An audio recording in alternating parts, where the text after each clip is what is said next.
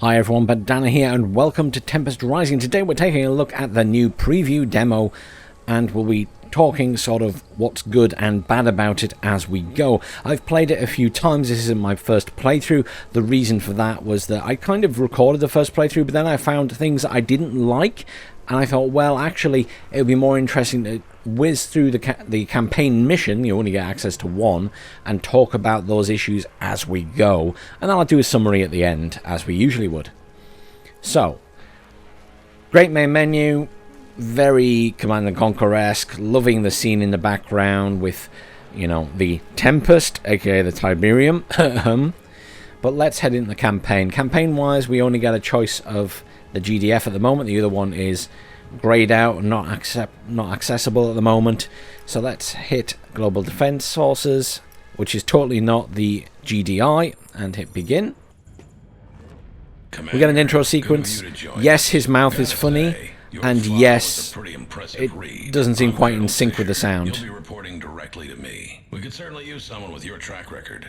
Intelligence has a situation brewing in in Iceland. We have routine Tempest harvesting all over the grid, but some of the lights are going out, starting from the east coast. If you ask me, I reckon it looks deliberate. I want you to do a sweep of the area and flush out any Dynasty forces you might find. Remind them that the GDF isn't to be trifled with. I'll link your control interface to the battle network. If you've got any questions, now's the time to voice them. He does give responses to all these, but we'll just skip straight ahead. Glad to hear it. Stand by while I patch you through, and good luck. I put my neck on the block to get you this position. Don't let me down. Let's see what you can do, Commander. So, no access to anything other than deploy at the moment. These things up here we can't click on.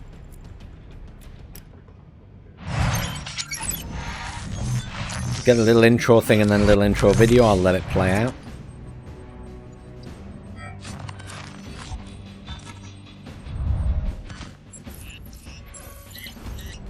Tempest harvesting operations have been disrupted in this area.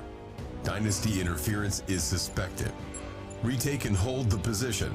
Await the arrival of a mobile construction vehicle, then build a base and recommence harvesting. Destroy any Dynasty forces and search for signs of a nearby Dynasty base.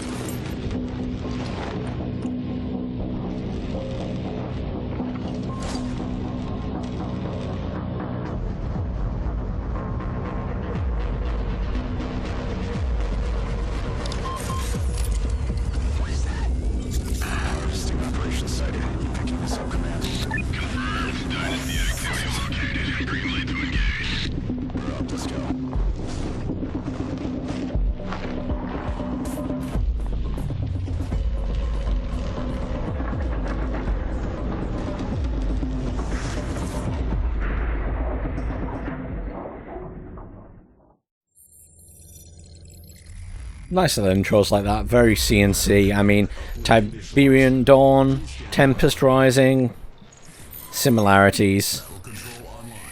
I don't think they're trying to hide the fact, to be honest.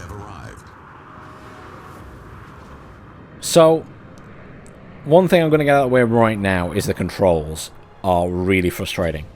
So, WASD controls the units. A, S, D, F, and G are all assigned to unit controls.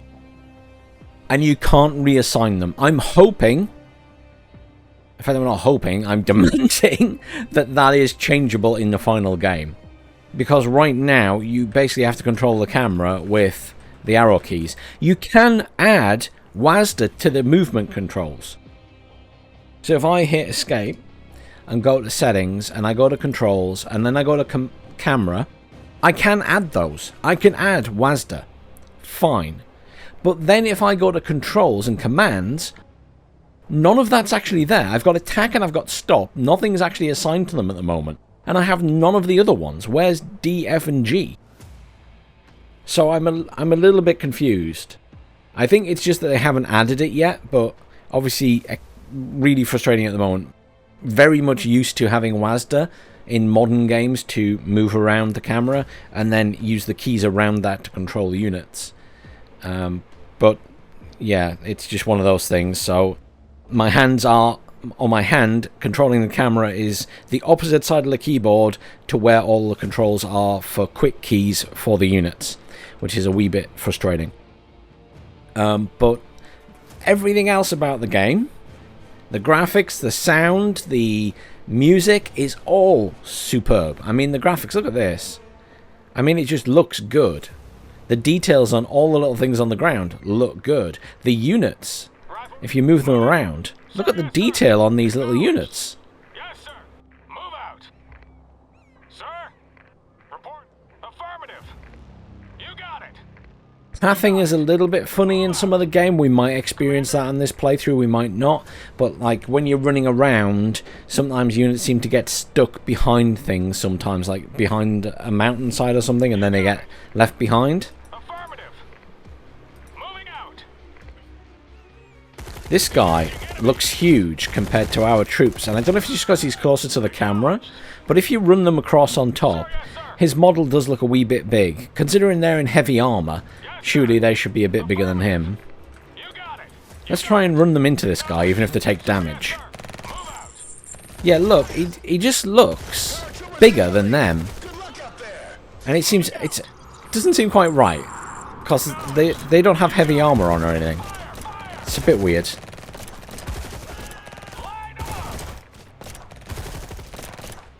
They lay down like the units in Command & Conquer. Okay, so now we're going to move on to the most frustrating unit in this game, and that is these drone guys. So, the really frustrating thing about them is you don't control the drones. You always control the guys, even when you're controlling the drones. I will try and demonstrate this. It is not easy because it depends how they interact, but let me just set this off. So there we go, those vehicles have come in. Okay. So we don't need them to engage, the vehicles are there now. So what we're going to do is use the drones to attack the vehicles, but watch this. So I've got these guys selected, I'm going to activate the drones, and I'm going to send the drones in to destroy that. And if I go over here and engage this vehicle, I've lost a drone, and now, if I attack, it's telling I lost 2 drones. So when I lost the drones, it reverted to controlling the little infantry guys. And they ran into combat. Why are they running into combat? I'm trying to control the drones. Even if the drones are dead, then it should stop controlling those guys, or they should stop. Basically, the way they've got it set up is just completely wrong in my mind. These units, you should be able to select them, choose control drones, and then the controls should switch to you controlling those drones. So like you can't highlight the drones and control them. You can't select them. You cannot click on them in any way, shape or form. You always control these guys. And if you're going to have that, if a drone dies, the guys should then not run in with the next command you give or the next attack command, because then you're putting your guys at risk when you just want to use the drones. Now the drones just respawn. I don't know, these units feel really fiddly to me, and I think they need a rework. Yeah, style, control, damage and aggression, that's very Robot Wars. I don't know if you remember that from years ago. That's what they always used to say on Robot Wars. That's what the points were awarded for. But yes, very, very fiddly. I hope they rework those and give you better options for control, because the way it is right now, not a big fan. So, flame turrets, very, very good against infantry, so we're going to run around the bottom and avoid them. What we will do is use the drone guys to attack this here.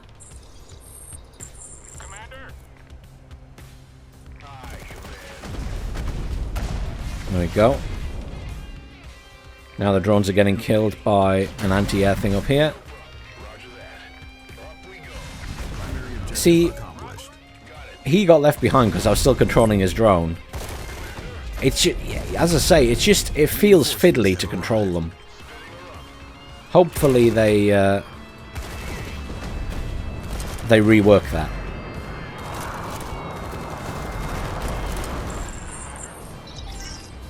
Riot medic ready to roll. Let's get to work.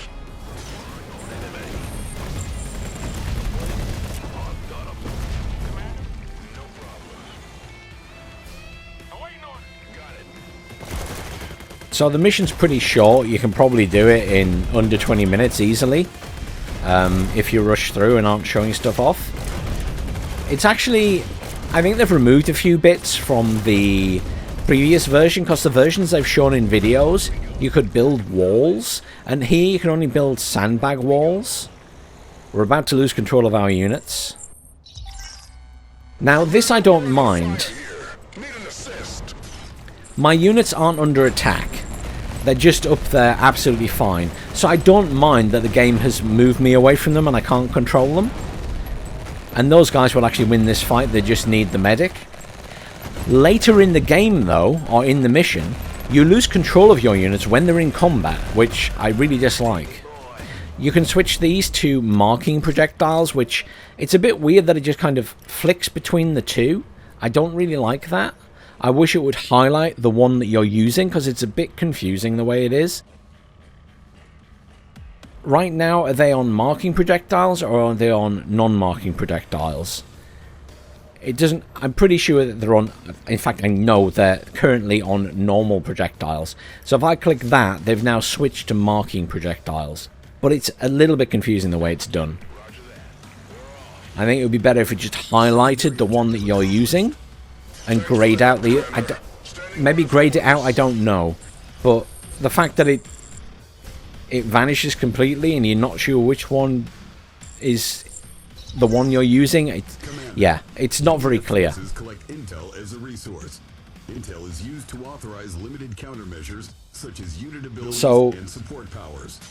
You need intel to do certain things, like I believe this needs intel, yeah, so you need 20 intel to put a healing turret down, which does come in handy, by the way.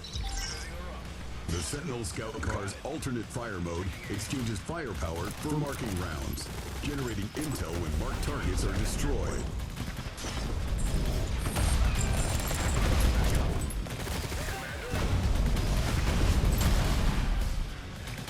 I think the other thing that I'm kind of a bit funny about in this game is this. So, in most strategy games and RTS games, all your unit controls are over here. No matter how many there are, they're always over here in the right-hand bottom corner. Now, these guys obviously have the build menu appears here, but all your unit controls are over this side, and it's not where I'm looking, it's not where I'm focused. It's really weird to have it over there. I wish the controls were over here. Even if the unit details and stuff were at that side, like, yeah, fine, leave the other control groups there, leave the unit details window there, but move the commands over here. So it's the same as every other strategy game. It just makes it awkward when it doesn't need to be, in my mind. Have we got all our units this time? I think so. I don't think anyone's... Oh, no. No, no, no. Here you go. One of those drone guys got left behind. This is what I mean. You do end up getting people stuck behind, especially the drone guys, because of the way it's controlled. I think that needs a little looking at.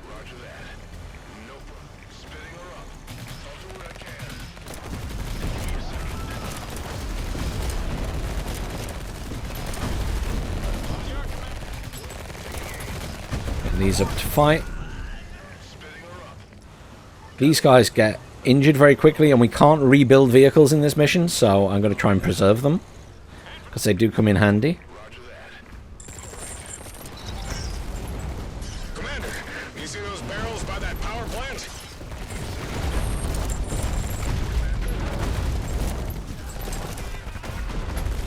Grenadier is obviously very good against vehicles and buildings.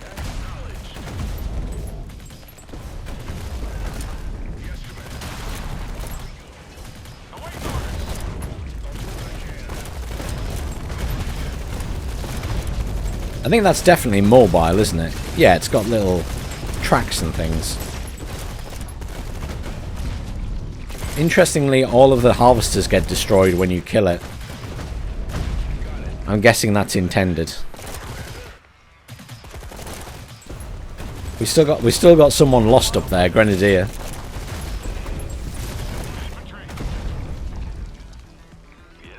So we'll now get our mobile construction vehicle, which is very C&C, obviously. Someone ordered backup. Construction vehicles standing by, Commander. Let's build up that base. Constructing. I like the Tiberium, sorry, the Tempest. It's not Tiberium, it's Tempest.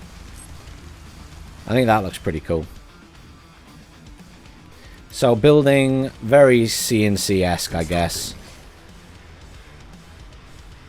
You select your building, you put it down. You don't actually build it here and then put it down, which keeps confusing me because it looks like it's missing.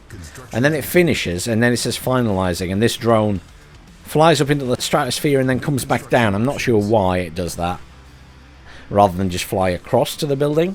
I guess because it would be too annoying for pathing, maybe? Constructing.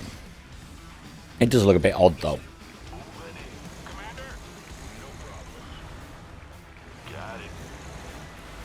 We do get access to sandbag walls, and we get access to these, the Gatling turrets. Oh, my vehicles are engaging. I didn't really want them to, but they're going to do it anyway. And they're going to get their asses kicked. The flame troops melt infantry. They are really good against infantry. Like, exceptionally so. As you probably expect, I guess.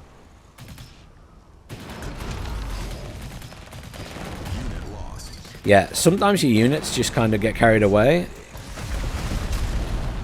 Patrol, hold position. There we go. Yeah, the units are a little bit doing their own thing some of the time. So we got that down. Now we can build a satellite uplink as well, and we can build our defenses so we can get a Gatling turret down here to guard here because they will push across. Infantry, we can also build these now. Build 4 of those because we will be needing them soon.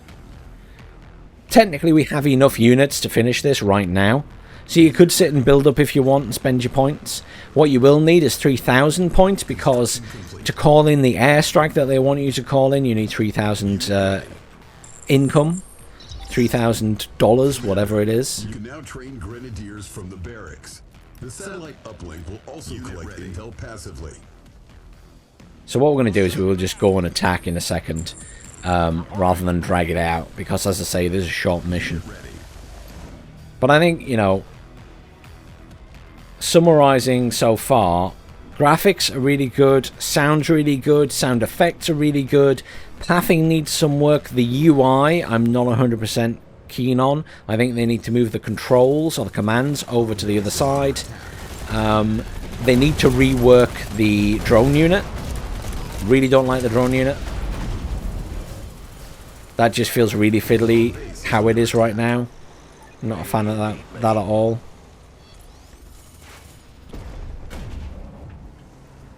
Right, let's head in and set all this other stuff off.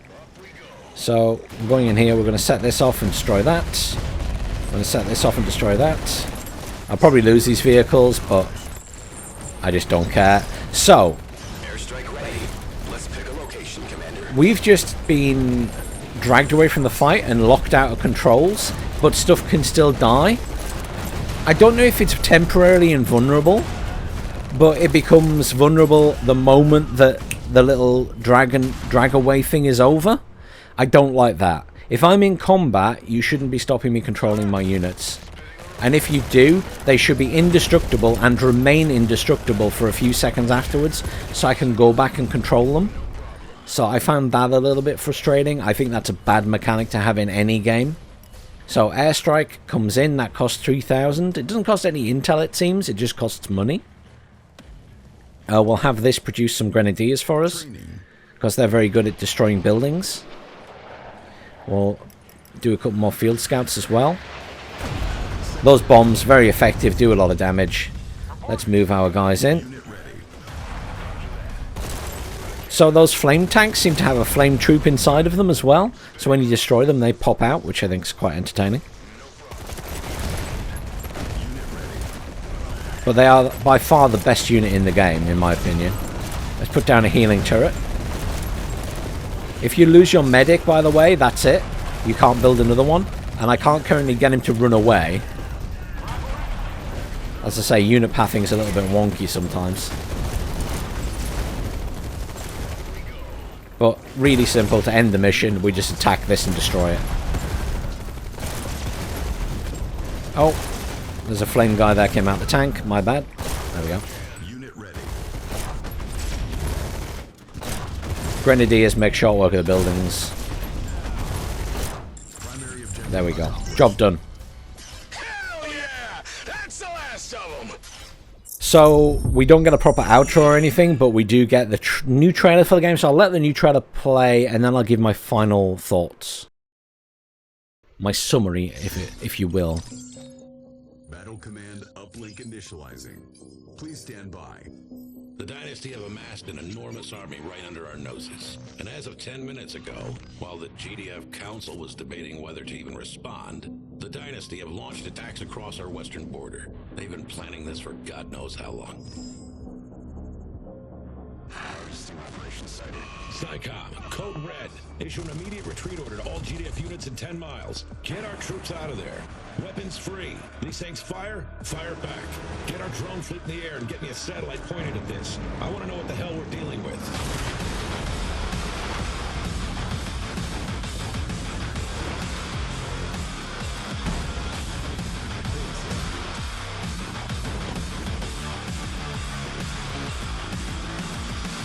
I have reinforcements on their way to you. Pull that base apart.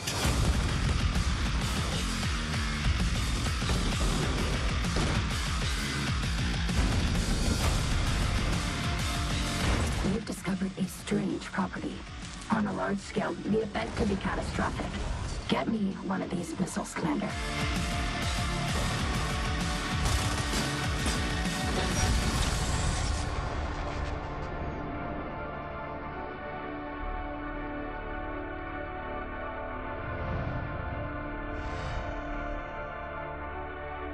I'll leave a link, obviously, to the Steam page down below, but go try it out yourself as well, guys.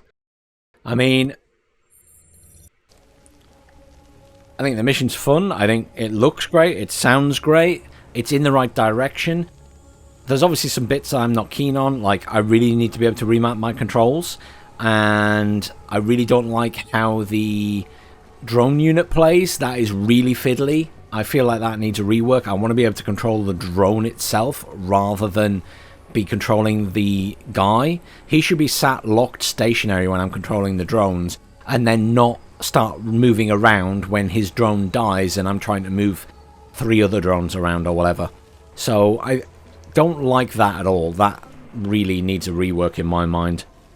The UI, I think mostly is fine, but I really want those commands moved over to the right hand side because that's where my attention is focused. That's where my, my minimap, my eyes are there for the minimap, my eyes are there for the build thing. Why aren't my commands there as well? So everything should be focused on that side of the screen. I'm having to completely look away from all of that to worry about the unit commands. And it's, it's even harder when you don't know the unit commands and you don't know the hotkeys yet. So I feel like it's a shame they're at that side. I would like them to move the commands across to the right hand side like it is in most games. But maybe that's a bit nitpicky, I don't know. Let me know what you guys think down in the comments below. How do you think it played? Do you want to be able to change the controls? Do you want to, what do you think of the control of that particular unit, the drone unit? Do you think that needs a rework? Are you happy with it as it is? I'm curious what other people think. Let me know down in the comments below. Thanks for watching, everyone. Please do like, share, subscribe, and I'll see you all soon, hopefully for some more Tempest Rising.